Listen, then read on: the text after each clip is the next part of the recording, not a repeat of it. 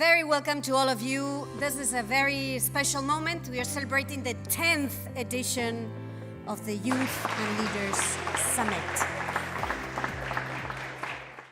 Well, international cooperation is always going to be challenging. It's been challenging in the past, it will be challenging in the future, but it's incredibly important. It will only be as good as we make it. With all the challenges facing international cooperation at this time, I believe that it's important that we put our gaze towards the institutions that form the bedrock of our society and the way we cooperate together. Are they still serving us in the way that they should?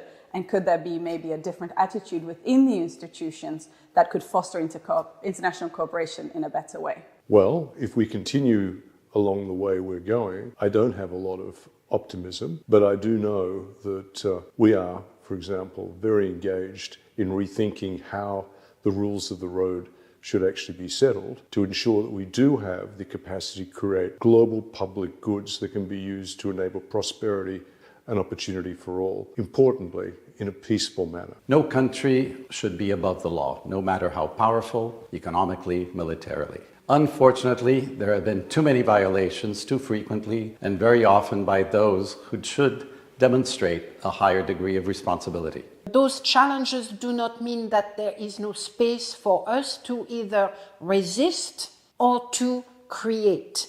We need to resist and we need to fight back.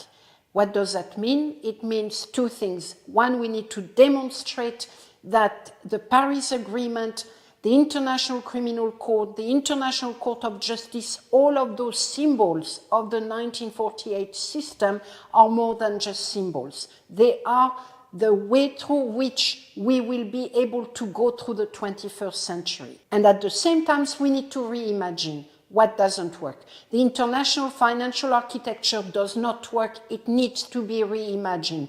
The Security Council is not playing its role. It is far too small for the world we inhabit. It must be more inclusive, and the veto must be tackled. We need to be prepared to imagine new institutions, including for the delivery of justice. So resist and create. I get so much energy from young people because I feel they are ready, and my message to them is the world is very uncertain and it looks a bit grim now, but don't panic. You can do so much good. Focus on the things you have control over and you can do a lot. The younger generation, well, my God, you have one huge advantage. You're actually not experienced in many respects. And why do I see that as an advantage? Because frankly, it means that everything is possible. One of the benefits of youth is that you are not a prisoner of the past. Don't allow that to happen. And use your inexperience, as I've described it, as a way of actually saying, why can't that be done? There is no reason. Let's look at this a different way.